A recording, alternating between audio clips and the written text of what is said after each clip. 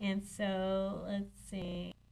There's more on that, including the fact that Ohio and Wisconsin were also offered federal dollars to expand their passenger rail service. And along with Iowa, Ohio, and Wisconsin had a change in partyship at the executive level. They have Republican governors now, as well as Iowa. And so that does change the game or the appearance of the whole situation. And so the new governors in Ohio and Wisconsin have already said, like the Republicans here in Iowa, that they will cancel rail extensions um, and turn back hundreds of millions of dollars in federal matching grants. Dave Elbert also goes on to report that Terry Branstad, Iowa's new governor, is smarter. He's keeping his options open and has not taken a position on the proposal to cut off the rail money.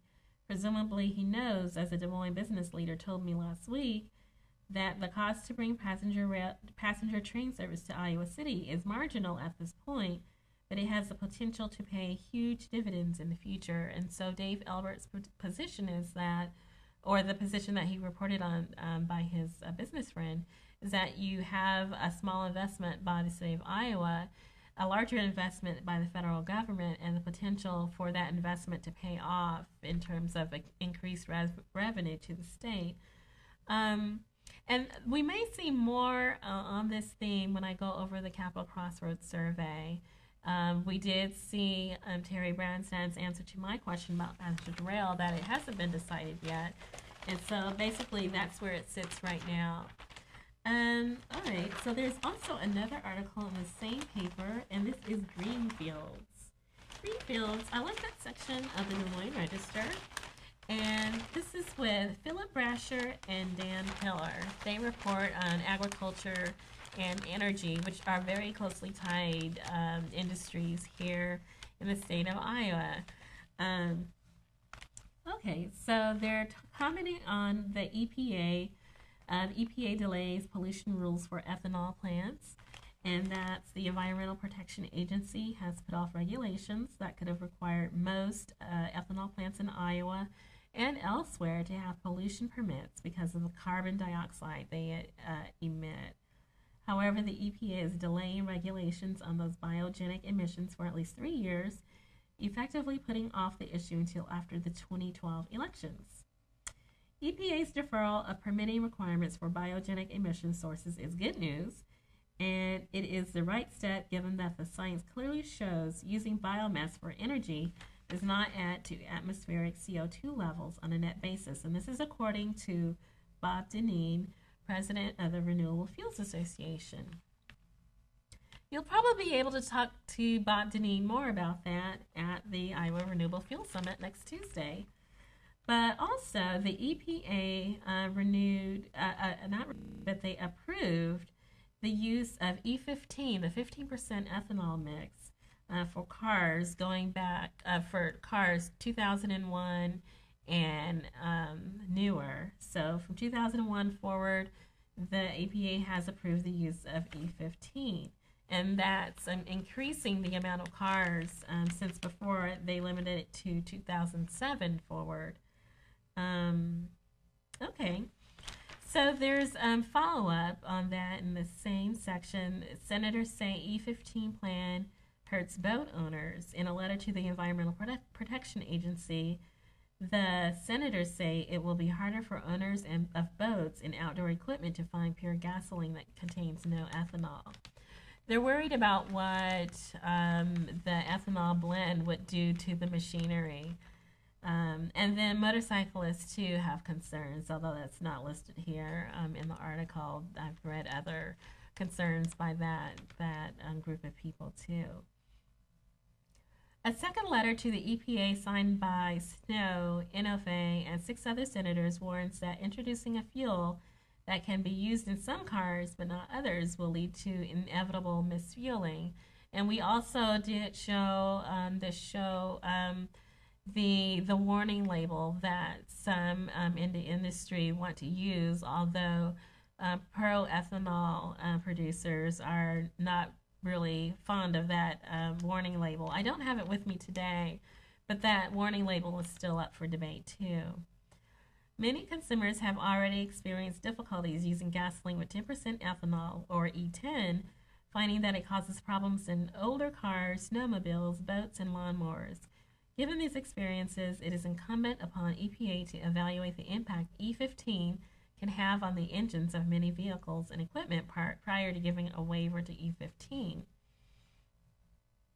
Also, on the ethanol, there's another little snippet about Valero Energy of San Antonio. They operate 4 corn-fed ethanol plants here in Iowa. They joined DuPont last week in moving towards the next generation of biofuels. And so with DuPont, they want to move towards using switchgrass. Valero wants to invest in wood chip ethanol, and this is going to be a plant in Kenwas Township in Michigan on the eastern end of the state's Upper Peninsula. And so they're wanting to use corn stover, wood chips, and switchgrass to get away from using actual corn, probably in response to the lobby of people who are concerned about food versus fuel. Okay, so this is all very interesting, what's happening, and the best way to follow up on all those issues is to attend the summit and see what the local elected officials have to say, state officials, and then also people in the industry as well. And if you do get a chance, maybe pick up some information and make your own judgments about it. This is also another article. This is coming from the Tuesday Des Moines Register, and it's on the camera. U.S.-Chinese conflicts hang over meeting.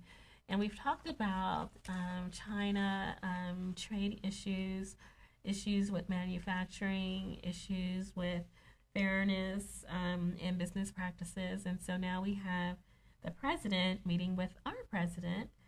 In late 2009, President Barack Obama and his Chinese counterpart Hu Jintao announced an ambitious array of joint clean energy research projects, touted as a mark of a maturing relationship and an alliance to fight climate change.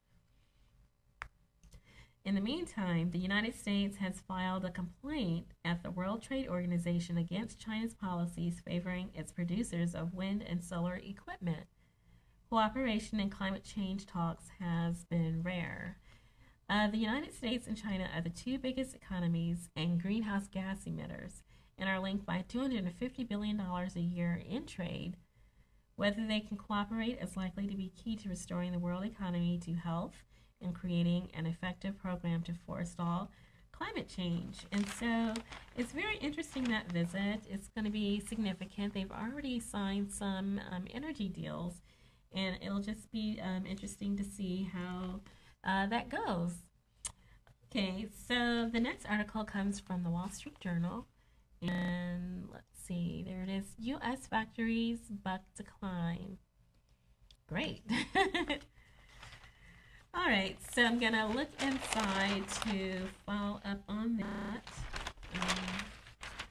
And on the inside, it says U.S. factories generated jobs, and they call it Shining Star.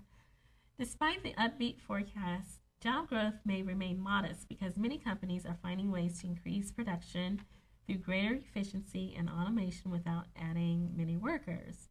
However, Conrad Winkler, vice president at the consulting firm Booz & Company, who focuses on manufacturing, says manufacturers are being very cautious in their hiring, partly to avoid the risk of having to lay people off later.